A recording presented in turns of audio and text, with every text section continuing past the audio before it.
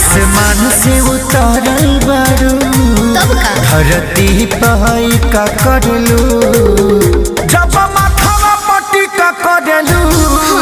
ए जाने चान के भी फीका करलू